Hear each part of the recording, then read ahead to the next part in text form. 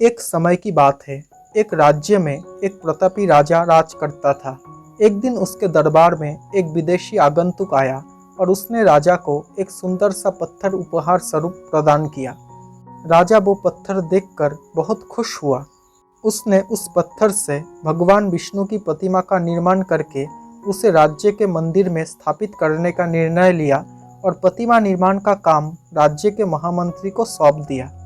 महामंत्री गांव के सर्वश्रेष्ठ मूर्तिकार के पास गया और उसे वो पत्थर देते हुए बोला, महाराज, मंदिर में भगवान विष्णु की प्रतिमा स्थापित करना चाहते हैं। 7 दिन के अंदर इस पत्थर से भगवान विष्णु की प्रतिमा तैयार करके राजमहल पहुंचा देना। इसके लिए तुम्हें 40 स्वर्ण मुद्राएं दी जाएगी। 40 स्वर्ण मुद्राओं की बात सुनकर मूर्तिकार बहुत खुश हो गया और महामंत्री के जाने के बाद तुरंत प्रतिमा का निर्माण काम प्रारंभ करने के उद्देश्य से अपने औजार निकाल लिए।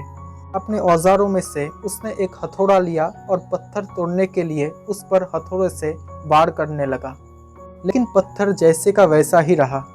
मूर्तिकार ने हथौड़े के कई बार पत्थर पर किए, लेकिन पत्थर नहीं टूटा। 50 बार प्रयास करने के बाद मूर्तिकार ने अंतिम बार प्रयास करने के उद्देश्य से हथौड़ा उठाया, लेकिन ये सोचकर हथौड़े से प्रहार करने के पहले ही अपने हाथ रोक लिया कि जब 50 बार करने के पत्थर नहीं टूटा तो अब क्या टूटेगा। वो पत्थर लेकर वापस महामंत्री के पास गया और उसे ये कहकर वापस कर आया कि इस पत्थर को तोड़ना नामुमकिन है, इसलिए इससे भगवान विष्णु की प्रतिमा नहीं बन सकती। लेकिन महामंत्री को राजा का आदेश हर स्थिति में पूरा करना था, इसलिए उसने भगवान विष्णु की प्रतिमा निर्मित करने का काम गांव के एक साधारण से मूर्तिकार को सौंप दिया। पत्थर लेकर मूर्तिकार ने महामंत्री के सामने ही उस पर हथौड़े से प्रहार किया और वो पत्थर एक बार में ही टूट गया। पत्थर टूटने के बाद मूर्तिकार प्रतिमा बनाने में जुट गया। इधर महामंत्री सोचने लगा कि काश पहले मूर्तिकार ने एक अंतिम प्रयास और किया होता तो सफल हो गया होता और 40 स्वर्ण मुद्राओं का हकदार बनता। दोस्तों, हम भी अपने जीवन में ऐसी परिस्थितियों से दो चार होते रहते हैं।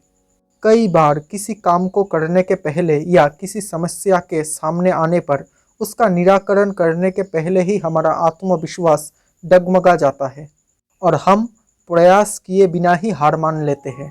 कई बार हम 1-2 प्रयास में असफलता मिलने पर आगे प्रयास करना ही छोड़ देते हैं, जबकि हो सकता है कि कुछ प्रयास और करने पर काम पूरा हो जाता या समस्या का समाधान हो जाता। अगर जीवन में सफलता प्राप्त करनी है तो बार बार असफल होने पर भी तब तक प्रयास करना नहीं छोड़ना चाहिए जब तक सफलता नहीं मिल जाती।